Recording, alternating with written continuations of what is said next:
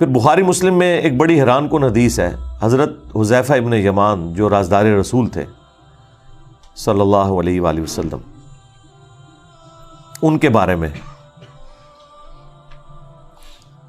وہ اپنے شاگردوں میں بیٹھے ہوئے تھے، تو حضرت عمر فاروق رضی اللہ تعالیٰ عنہ اس وقت امیر المومنین تھے اپنے دور خلافت کے اندر، تو وہ وہاں ان کے پاس آئے، تو انہوں نے لوگوں کی موجودگی میں حضرت حذیفہ سے کہا کہ حذیفہ ذرا مجھے وہ حدیث سناؤ جو تم نے رسول اللہ سے فتنوں کے متعلق سنی ہے کہ حضور کی وفات کے بعد فتنے آئیں گے۔ تو انہوں نے کہا کہ وہ تو بہت ساری احادیث ہیں، تو حضرت عمر نے کہا نہیں، میں اس بڑے فتنے کی بات کر رہا ہوں جو سمندر کی موجوں کی طرح آئے گا، آج کے دور میں آپ سمجھ لیں سونامی کی طرح ایک بڑا فتنہ مسلمانوں کے اوپر نبی الاسلام کے بعد۔ تو حضرت حذیفہ نے کہا اے امیر المومنین، آپ کو اس فتنے سے کوئی ڈر نہیں ہے، اس لیے آپ تو بے فکر رہیں، آپ کا اس فتنے سے کوئی لینا دینا نہیں، آپ اس فتنے میں مبتلا نہیں ہوں گے۔ تو البتہ فتنوں اور امت کے درمیان ایک دروازہ ہے، جب تک وہ دروازہ نہیں کھلے گا نا، وہ فتنے اس امت پہ آئیں گے ہی نہیں۔ تو سیدنا عمر نے کہا کہ مجھے بتاؤ وہ دروازہ کھولا جائے گا یا توڑا جائے گا؟ تو حضرت حذیفہ ابن یمان نے کہا کہ وہ دروازہ کھولا نہیں جائے گا، اسے توڑا جائے گا، یعنی زبردستی وہ دروازہ ہٹایا جائے گا، جس کی وجہ سے امت کے اوپر فتنے اور آزمائشیں شروع ہو جائیں گی۔ تو بس یہ گفتگو کر کے حضرت عمر وہاں سے چلے گئے۔ اب شاگردوں کو پھر کھلبلی مچ گئی کہ کوڈ ورڈز میں باتیں کر رہے ہیں کہ سمندر کی موجوں کے مانے دیکھ فتنہ آئے گا، ٹھیک ہے جی، اور وہ ایک دروازہ ہے جسے توڑا جائے گا، کھولا نہیں جائے گا۔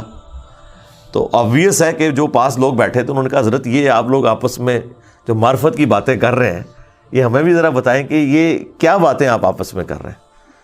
تو بخاری مسلم میں الفاظ ہیں، حضرت حذیفہ ابن یمان کہتے ہیں کہ حضرت عمر تو ویسے ہی مجھ سے پوچھ رہے تھے، وہ مجھ سے بہتر جانتے ہیں اس حدیث کے متعلق، اور وہ جو دروازہ ہے نا جسے توڑا جائے گا وہ خود حضرت عمر تھے جنہیں قتل کر دیا جائے گا، اور اس امت کے اوپر فتنے شروع ہو جائیں گے۔ حضرت عمر نے ایک خواب دیکھا کہ مجھے ایک مرغے نے خواب میں 3 ٹھونگے ماری ہیں، اور ان کا کہ اور یہ ان کا آلموسٹ آپ سمجھ لیں آخری خطبہ تھا جو انہوں نے دیا حج سے واپسی پہ مدینہ شریف کے اندر، اور کہا کہ میں نے یہ خواب دیکھا ہے، اور پھر حضرت عمر نے اپنی لائف کنکلوڈ کر لی۔ انہوں نے کہا میرا معاملہ لگتا ہے قریب ہے۔ ان کو یہ بھی پتا تھا کہ میں قتل ہوں گا۔ ہاں جی، صحیح مسلم میں حدیث ہے، حضرت ابوبکر، عمر، عثمان، علی، طلحہ، زبیر یہ حضور کے ساتھ احد پہاڑ پہ چڑھے تو وہ کانپنا شروع ہو گیا، تو انہوں نے کہا، نبی علیہ السلام نے کہا احد تھم جا، اس وقت تجھ پر نبی، صدیق اور شہداء کے سوا کوئی نہیں ہے۔ تو سارے صحابہ کو پتا تھا، حضرت طلحہ کو بھی پتا تھا میں نے شہید ہونا ہے، حضرت زبیر کو بھی، حضرت علی کو بھی، حضرت عثمان بھی، حضرت عمر بھی، یہ سب موجود تھے، اور صدیق حضرت ابوبکر تھے، باقی سب شہداء تھے۔ تو مسلم کے الفاظ ہیں، حضرت عمر کہتے ہیں کہ مجھے مرغے نے خواب میں 3 ٹھونگے ماری ہیں، مجھے لگتا ہے کہ میں اب نہیں بچوں گا۔ بخاری میں حضرت عمر کی شہادت کا جو واقعہ ہے 3700 نمبر حدیث تفصیلی ہے، اس میں جب حضرت عمر کو زخم لگا ہے تو انہوں نے پہلا سوال یہ کیا ہے کہ یہ میرے پہ حملہ کرنے والا مسلمان ہے یا کافر؟ تو بتایا گیا مجوسی غلام ہے، کافر ہے۔ تو انہوں نے اللہ کا شکر ادا کیا کہ میری وجہ سے کوئی مسلمان جہنم میں نہیں جائے گا، کیونکہ ایک مسلمان کا دوسرے کو قتل کرنا جہنم میں لے جانے والا عمل ہے۔ تو یہ بخاری کے اندر ہی موجود ہے کہ وہ مجوسی تھا، یہ اہل سنت نے خود سے نہیں گھڑا، یہ صحیح بخاری کے اندر موجود ہے، کیونکہ آپ بخاری سے قتل کا واقعہ بتا رہے ہیں تو بخاری میں یہ موجود ہے کہ وہ مجوسی تھا۔ دوسرا آپ کا یہ سوال کہ مدینے میں غلام کیا کر رہے ہیں، تو اسی کے اوپر ہی تو حضرت عمر نے کہا تھا کہ میں نے منع کیا تھا کہ ان مجوسی غلاموں کو مدینے میں نہ لاؤ، اور آپ کو پتہ ہے اس کے بعد پھر ان کو یہاں سے نکالا گیا جو کافر تھے، کیونکہ حضرت عمر کو خدشہ تھا کہ یہ پرشین امپائر کے گرنے کا بدلہ مجھ سے لیں گے، ظاہر ہے ان کے دلوں میں غم تھا، تو غلام آئے ہوئے تھے نا، غلام کے لیے مسلمان ہونا شرط نہیں ہے۔ اور بخاری میں شاہ جی موجود ہے کہ سیدنا عمر فاروق کو جب اس نے زخم لگایا تو تو آپ نے کہا کہ اس کتے نے مجھے زخمی کر دیا ہے، ابو لولو فیروز نے، اس نے پہلے حضرت عمر کو دھمکی دی تھی، مغیرہ ابن شعبہ نے نا اس کی آگے شکایت کی، تو حضرت عمر نے اس کو تھوڑا ڈانٹا، تو اور پھر وہ کہا کہ جی یہ چکی بناتا ہے، اس نے کہا میں عمر ایسی چکی بناؤں گا جس کی گردش جو ہے نا وہ مشرق و مغرب میں سنی جائے گی. تو حضرت عمر نے کہا اس نے مجھے جو ہے نا وہ دھمکی دی ہے. صحیح مسلم میں آتا ہے کہ حضرت عمر نے ایک خواب بھی دیکھا تھا کہ ایک مرغے نے مجھے ٹھونگ ماری ہے خواب میں، اس کی انہوں نے تعبیر کی کہ مجھے اس طریقے سے قتل کیا جائے گا.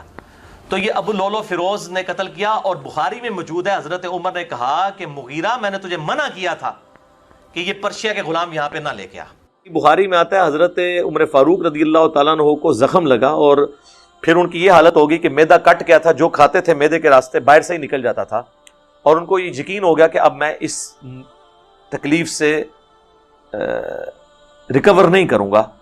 تو عبداللہ بن عمر کہتے ہیں کہ ان دنوں میں انہوں نے کہا کہ میں اپنے بعد اس امر خلافت میں 6 بندوں کے سوا کسی کو اہل نہیں سمجھتا جن سے رسول اللہ اپنی وفات تک راضی رہے. یہ الفاظ ہیں. تو جن کو رسول اللہ کی گارنٹی حاصل تھی نا، اب ان کے لیے امرہم شورا بینہم کی ضرورت بھی نہیں تھی.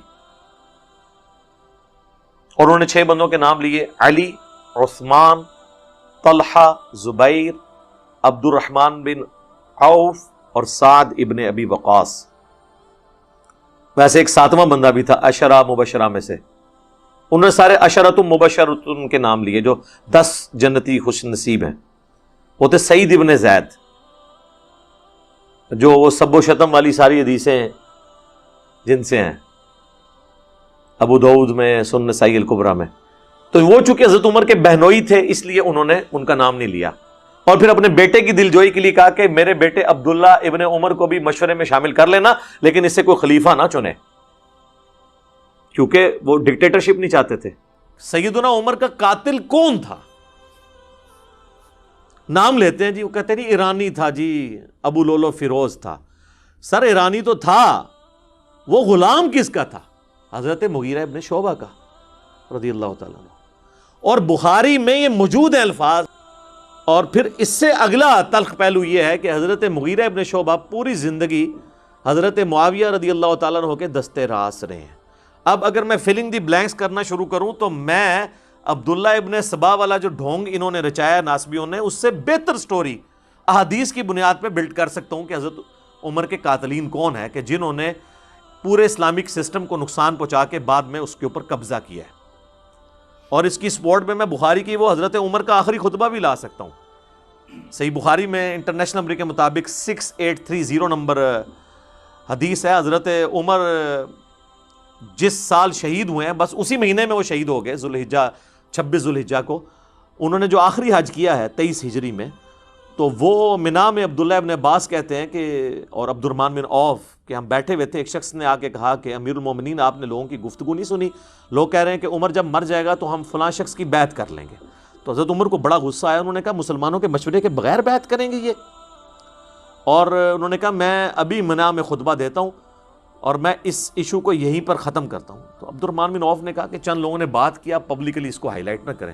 کون سی یوٹیوب پہ ویڈیو آ گئی ہے؟ اگر یوٹیوب پہ ویڈیو آئی ہوتی نا تو حضرت عمر کا بھی پھر خطاب یوٹیوب پہ ہی آنا تھا. جب فتنہ عالمی ہوتا ہے نا پھر اس کے لیے عالمی بیانیہ آتا ہے. خیر مدینہ شریف واپس آئے، وہاں کے انہوں نے ایک ڈیٹیل خطبہ دیا. 6830 نمبر حدیث بخاری کی، ہمارے کربلا والے ریسرچ پیپر میں بڑی لمبی حدیث ہے. اس میں الفاظ ہیں کہ کوئی شخص سیدنا ابوبکر کی خلافت کو پلی نہ لے کہ آمدہ بھی کبھی مسلمانوں کے مشورے کے بغیر اس طریقے سے خلیفہ چن لیا جائے. یعنی حضرت عمر یہ سمجھتے تھے کہ حضرت ابوبکر کو بھی کیٹاسٹرافیکلی چنا گیا، جس طریقے سے مشورہ ہونا چاہیے تھا ویسے نہیں ہو سکا، لیکن وہ ایک ایکسیپشن ہے کیونکہ امت اس کے اوپر راضی ہوگی. اور پھر دوسری بات، حضرت ابوبکر کے پائے کی کوئی اور پرسنالٹی نہیں تھی کہ امت کوئی کلیم کرتا کہ ہاں جی میں بھی اس لیول پہ آ کے تو میں دعوے دار ہوں.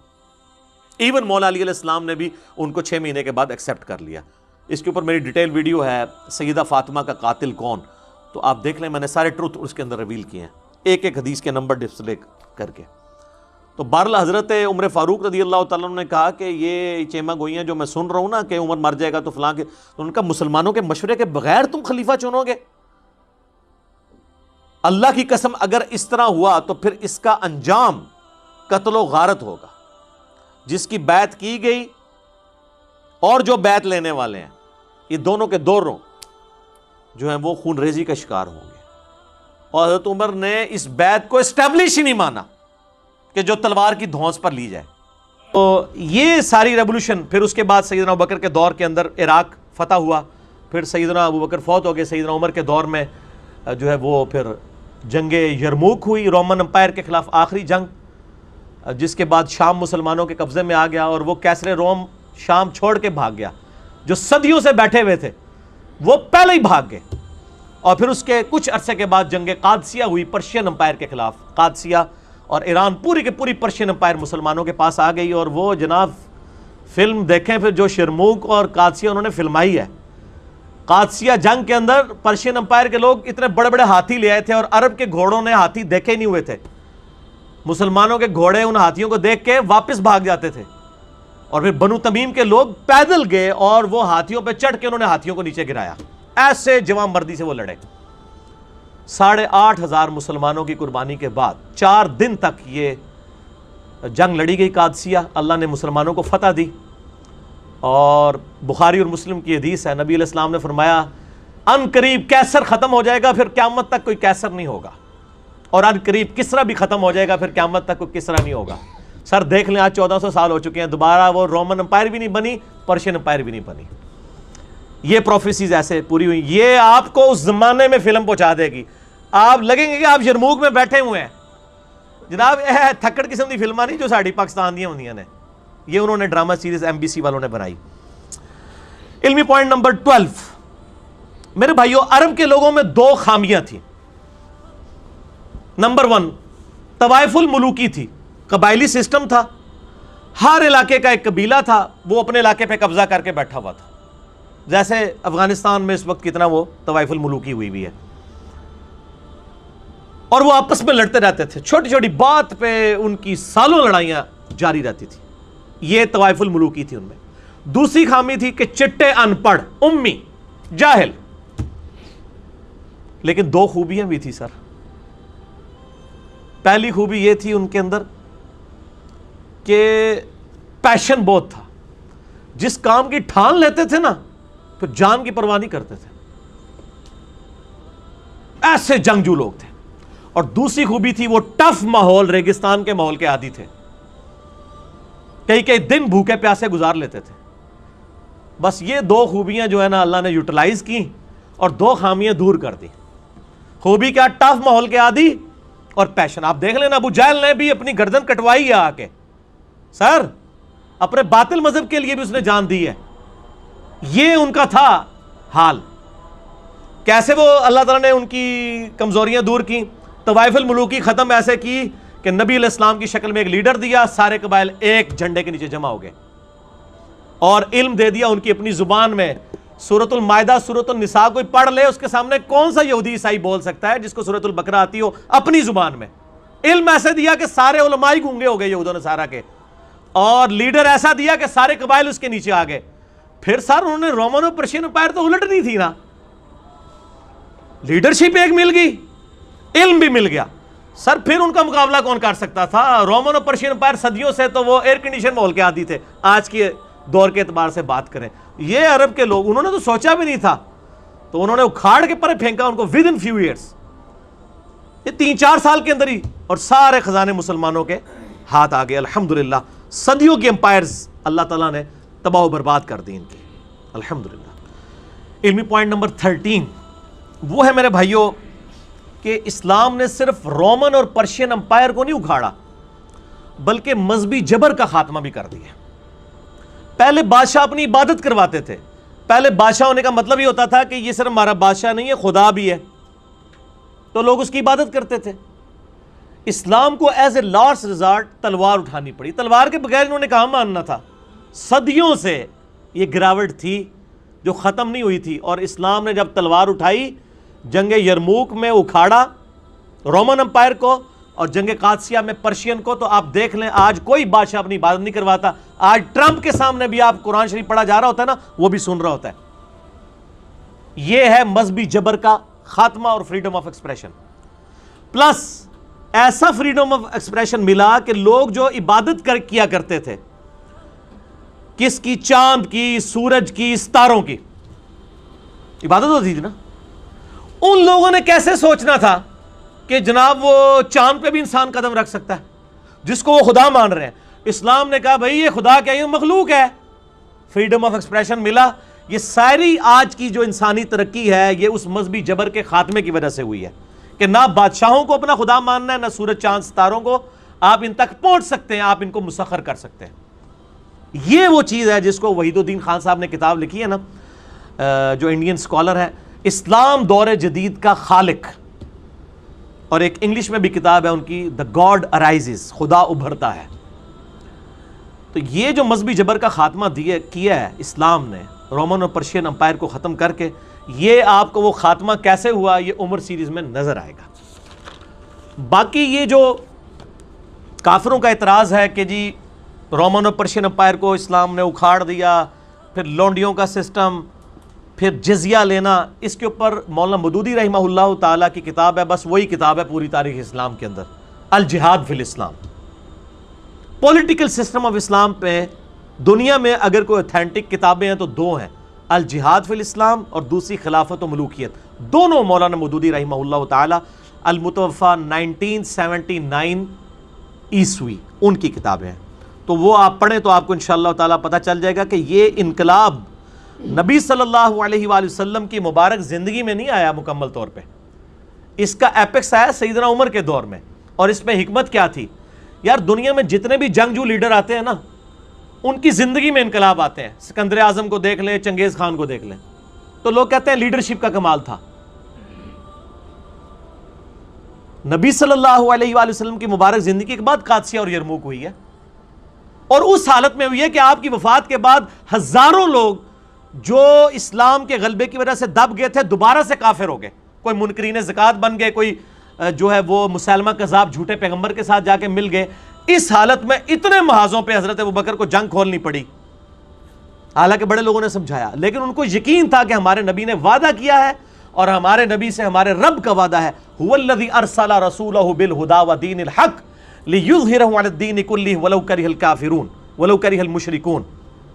وہی اللہ ہے جس نے اپنے نبی کو الہدا یعنی قرآن اور دین حق کے ساتھ مبعوث کیا تاکہ اسے تمام ادیان پر غالب کر دے، ولو کرہ المشرکون، خواہ مشرک اس کا برا مانے. سورہ صف آیت نمبر 9. ان کو پتہ تھا غلبہ ہوگا، اور آپ دیکھ لیں کیسا بھی غلبہ ہوا ہے. اتنے محاذوں کے اوپر لڑے ہیں، اتنے کمزور ہونے کے باوجود. جب ہزاروں لوگ آپ کو چھوڑ کے چلے جائیں اور نبی بھی نہ رہے، پھر بھی اللہ کی تائید تھی نا. تو یہ انقلاب نے ثابت کیا کہ نبی علیہ السلام کا انقلاب جو ہے یہ خدا کی تائید کے ساتھ تھا، یہ جنگجو کا انقلاب نہیں تھا. ویسے تو آپ کی تعلیمات بھی بتاتی ہیں کہ ایک جنگجو ایسا نہیں ہو سکتا. کافر اعتراض کرتے ہیں نا. اس میں میرا کلپ بھی تھا، why we Muslim do believe Muhammad صلی اللہ علیہ وآلہ وسلم to be a prophet of God not a warrior. ہم محمد صلی اللہ علیہ وآلہ وسلم کو وارئر جنگجو نہیں مانتے، پروفٹ آف گاڈ مانتے ہیں. اور وار تو کرنی پڑی ان بدماشوں کو اکھاڑنے کے لیے. آپ کی زندگی میں انقلاب نہیں آیا، بعد میں آیا. اللہ کی تائید صحابہ کرام علیہم رضوان کے ساتھ تھی. اور دوسری چیز آپ کی پیش گوئیاں. آج تک کبھی سکندر اعظم نے نہیں کہا کہ میں جب مر جاؤں گا اس کے بعد یہ ہوگا. سر ہمارے نبی علیہ السلام نے جانے سے پہلے بتا دیا کہ میری وفات کے ان قریب فوراً بعد عرب کے اتنے قبائل مرتد ہو جائیں گے. بتا دیا آپ نے، بخاری مسلم کھول کے دیکھ لیں. پھر آپ نے فرما دیا ان قریب کیسر روم ختم ہو جائے گا، قیامت تک کوئی کیسر نہیں ہوگا. بخاری مسلم دونوں میں موجود ہے. رومن امپائر اکھڑ گئی یرموک میں. پھر بخاری مسلم دونوں میں ہے کہ ان قریب کسرا بھی ختم ہو جائے گا، پرشین امپائر بھی، قیامت تک کوئی کسرا نہیں ہوگا. وہ بھی اس کے 4 مہینے کے بعد جنگ قادسیہ میں گھٹنے ٹیک گئی اور سارے خزانے مسلمانوں کے پاس آ گئے. اور پھر اس کے علاوہ جو پروفیسیز ہیں، آپ صلی اللہ علیہ وسلم نے جنگ جمل، صفین، نہروان کے بارے میں ایک ایک چیز بتا دی مولا علی کی حقانیت کے اوپر. سیدنا حسین 50 سال بعد شہید ہوئے، پہلے ہی بتا دیا. یار آپ کسی بندے کے بارے میں بتا سکتے ہیں کہ 50 سال تک زندہ بھی رہے گا کہ نہیں؟ سیدنا حسن گود میں، ان کے بارے میں بتا دیا. پھر 500 600 سال 700 800 سال بعد تک کی پیش گوئیاں بتائیں جو ہم آج تو ہم ماضی میں چیک کر سکتے ہیں نا. صحابہ نے تو بعد میں دیکھی نا، کئی تو انہوں نے دیکھی بھی نہیں. ایون تاتاریوں کے ساتھ جو جنگیں ہیں ان کے بارے میں بخاری مسلم میں حدیثیں پریڈکشنز موجود ہیں جو صحابہ نے تو صرف سنی تھی، ہم نے تو دیکھ لیا. جب ماضی میں دیکھ سکتے ہیں یہ ساری پروفیسیز پوری ہوئیں. یہ تو سر پھر فرق ہے نا ایک پروفٹ میں اور ایک وارئر میں. ایک جنگجو میں اور ایک پیغمبر میں. تو نبی صلی اللہ علیہ وآلہ وسلم اللہ کے پیغمبر تھے. یہ غیبی تائید اللہ کے محبوب صلی اللہ علیہ وآلہ وسلم کو حاصل تھی. اس پہ آپ ایک کتاب ہے 3,500 احادیث پر مشتمل ہے, دلائل النبوہ, دلائل النبوہ, امام بیہقی کی کتاب ہے, جس میں نبی صلی اللہ علیہ وآلہ وسلم کی یہ ساری پروفیسیز درج ہیں کمبائنڈ فارم میں, یعنی آپ اس میں دیکھ سکتے ہیں. علمی پوائنٹ نمبر 14, یہ 17 پوائنٹ ہیں, 14 پہ پہنچ چکے ہیں ہم. اس 17 کی نسبت میں نے لی تھی, دن رات میں فرض رکھتوں کی تعداد 17 ہے. میں نسبتوں سے چلتا ہوں, ہم بھی نسبتوں کو مانتے ہیں, جس پہ اہل سنت اہل تشیع کا اجماع ہے. 2 فجر کی فرض, 4 ظہر, 4 عصر, 3 مغرب, 4 عشاء, اس 17 کی نسبت سے. علمی پوائنٹ نمبر 14, میرے بھائیوں, عمر سیریز دیکھنے کے بعد آپ کو سیرت النبی پہ کوئی کتاب پڑھنے کی ضرورت ہی نہیں. ویسے آپ پڑھیں گے بھی تو اس میں بھی اس لیول کی انفارمیشن نہیں ہوتی, اور آج کل کتابیں کون پڑھتا ہے. ہاں, اس فلم کو دیکھ کے ہو سکتا ہے کسی کو کتاب پڑھنے کا شوق ہو جائے, اور کتابیں آپ پڑھیں بھی آپ بھول جائیں گے, لیکن فلم کے بعد آپ کو ایک ایک سین یاد رہے گا, وہ بھولے گا ہی نہیں. لوگوں نے کتابیں, ہمارے علماء نے تو اکثر تاریخ پڑھی نہیں ہوئی بیچارے, وہ قرآن و حدیث میں کمزور ہیں, تاریخ تو بیچاروں نے پڑھنی کوئی نہیں. ان سے آپ ذرا عام علماء سے ہی پوچھ رہے ہیں کہ قادسیہ اور یرموک کیا تھی, کب ہوئی تھی, کیوں ہوئی تھی, کس نے لیڈ کی تھی, تو انہیں پتہ لگ جائے گا. لیکن عمر سیریز جس نے دیکھی ہوگی وہ بتا دے گا جی یرموک کو ابو عبیدہ نے لیڈ کیا تھا رومن امپائر کے خلاف, اور قادسیہ کو سعد بن ابی وقاص نے کیا تھا پرشین امپائر کے خلاف. ان کو تو امپائرز کا بھی نہیں پتا. ویسے سارے کہتے او جی مسلمان نے پوری دنیا دے حکومت کی تھی ہے, پوچھو نا کس طرح کی تھی, کدوں کی تھی, پتہ کچھ بھی نہیں. وہ سمجھے مغلوں نے حکومت کی تھی ہے, اور یہ تو بچے ہیں, اصل تو حکومت اس وقت ہوئی ہے, اسی کا کھٹیا کھاندے رہنے 1000 سال تک. ٹھیک ہے, اللہ اکبر. تو کتابوں کی انشاءاللہ تعالی ضرورت ختم ہو جائے گی سیرت النبی کے اوپر. بچوں کو بھی دکھائیں, گھر والوں کو بھی دکھائیں. اب تو انشاءاللہ اردو ڈبنگ والا معاملہ بھی ہو گیا.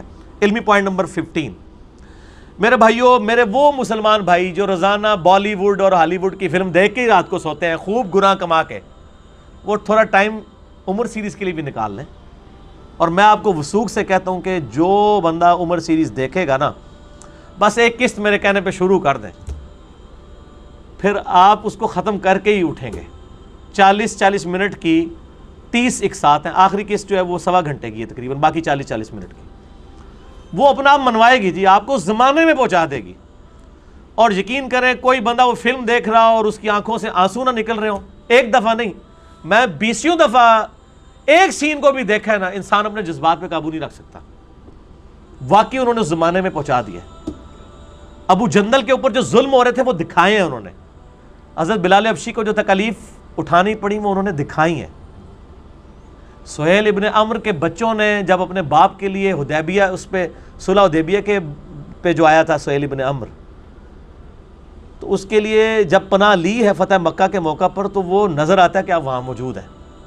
انہوں نے اس زمانے میں پہنچا دیا. جنگ جو یرموک ہوئی, قادسیہ ہوئی, وہ انہوں نے اس زمانے میں پہنچایا. جنگ یمامہ مسیلمہ کذاب جھوٹے پیغمبر کے خلاف ہوئی, وہ یمامہ میں انہوں نے آپ کو پہنچا دیا ہے. بدر اور احد کے اندر انہوں نے پہنچایا ہے, آپ کو لگے گا آپ بھی بدر و احد میں موجود ہیں. خندق میں کیا کیا ہوا, کس طرح بنو قریظہ نے بد عہدی کی, وہ ساری چیزیں انہوں نے فلما دی ہیں. یہ ساری چیزیں آپ پڑھیں بھی نا 10 دفعہ بھی, پھر بھی یاد نہیں رہتی. فلم دیکھیں گے آپ وہ بھولیں گے نہیں. یہ ایک ایسی یعنی انہوں نے نیکی کی ہے. اور اس میں پھر آپ دیکھنے کے بعد نا صحابہ کرام کی قربانیوں کا آپ کو پتہ چلے گا, یہ کیا ان کی قربانیاں تھی جو دین ہم تک پہنچا ہے. ان کی بہادری, قربانیاں اور صبر. سر قادسیہ پہ جو 8,500 مسلمان شہید ہوئے ہیں, ان کے بیوی بچے نہیں تھے پیچھے. ہر جنگ میں جاتے تھے تو الوداعی ملاقات کر کے جاتے تھے. ہم پہ تو یہ آزمائشیں آئی نہیں ہیں سر. ہمیں تو ویڈیو پہ کوئی گالی نکال دے تو ہم کہتے ہیں ہم نے دین کا کام ہی نہیں کرنا, ہماری جان کو خطرہ ہے, ٹھپ کر کے بیٹھ جاتے ہیں. اور جو میدان جنگ میں جاتے تھے, اور ایسی جنگ میں جس میں یا آپ نے مرنا ہے یا سامنے والے نے مرنا ہے, تیسری تو گل ہونی کوئی نہیں. چھپ چھپا کے تو جنگیں آئی نہیں تھی سامنے. خالد ابن ولید کے ہاتھ پہ یرموک میں 9 تلواریں ٹوٹی تھی. آپ دیکھیں یرموک اس میں عمر سیریز کے اندر کہ وہ بندہ کیسے آگے جا کے خود لڑتا ہے, ان کے لیڈر کو مارتا ہے جا کے. آپ خالد بن ولید کا نام ہی سنا ہے نا صرف, وہ آپ کو پھر نظر آئے گا کہ جنگ یمامہ میں انہوں نے کس طریقے سے فرنٹ سے لیڈ کیا ہے. اور یرموک میں قعقاع کا نام ہی سنا ہے نا لوگوں نے, وہ قادسیہ دیکھیں گے تو آپ کو پتہ چلے گا کہ اس نے کیا کیا ہے. تو وہ انشاءاللہ یعنی آپ کے سامنے وہ وجد امیز مناظر آئیں گے انشاءاللہ. علمی پوائنٹ نمبر 16. اب رہی تھوڑی مولویوں والی باتیں بھی ہو جائیں. اتھینٹسٹی والا مسئلہ کہ جی یہ کیا اتھینٹسٹی ہے کہ جو کچھ فلمایا یہ ایسا ہی ہوا تھا, کہ یہ باتیں اسی طرح ہوئی ہیں, یہ ابھی ہالی ووڈ کی طرح ایک جعلی فلم ہی بنا دی ہے. ایسے نہیں ہے. ویسے تو اللہ کی وجہ سے میں نے دیکھ لیا تھا اور میری کریڈیبلٹی لوگوں کے سامنے کتاب و سنت کے دلائل میں تو موجود ہے, میں اس کو اتھینٹیکیٹ کرتا ہوں کہ الحمدللہ ٹھیک ہے. باقی کئی معاملات میں کچھ ضعیف واقعات ملتے ہیں, وہ واقعات ضعیف ضرور ہوتے ہیں لیکن ان کو عملی تواتر حاصل ہوتا ہے, اس کے لیے سند کی ضرورت نہیں رہتی. مثلا نبی صلی اللہ علیہ وآلہ وسلم جب ہجرت کر کے گئے تو اپنے بستر پہ حضرت علی کو لٹا کر گئے, یہ مسند احمد میں لیکن کمزور روایت ہے, لیکن اسے عملی تواتر حاصل ہے. اسی طریقے سے سیدنا عمر کہ اسلام لانے کا واقعہ اگرچہ وہ صحیح سند سے ثابت نہیں ہے لیکن عملی تواتر حاصل ہے. یہ چیزیں انہوں نے ڈالی ہیں بیچ میں. چلے کسی کو اگر 2-4 چیزوں سے اختلاف ہو سکتا ہے, موجود ہیں وہ. اوورآل الحمدللہ انہوں نے اتھینٹک چیزیں الحمدللہ اس کے اندر ڈالی ہیں, اور اس کو جو کنسلٹینسی پرووائڈ کی ہے نا وہ کسی للو پنجو کی نہیں ہے. اس وقت دنیا میں ان 2 بندوں کے پائے کا نہ کوئی عالم دین ہے نہ کوئی ہسٹورین ہے. نمبر 1 ڈاکٹر یوسف القرضاوی, مفتی اعظم قطر, 90 سال عمر ہے ان کی, ٹھیک ہے جی. ان کے اوپر پی ایچ ڈیز ہوتی ہیں. اسلام میں حلال و حرام ان کی کتاب ہے جو سعودیہ میں آخری سالوں میں علماء کو پڑھائی جاتی ہے, جدید سائنسی جو اس وقت فقہی مسائل آ رہے ہیں اس کے اوپر. یہ ڈاکٹر ذاکر نائک, باقی لوگ تو صرف ان کی باتیں کوٹ کرتے ہیں. ڈاکٹر یوسف القرضاوی جا کے گوگل میں لکھیں, آپ کو پتہ چل جائے گا کتنی بڑی چیز ہے. وہ کنسلٹنٹ ہے اس عمر سیریز کا.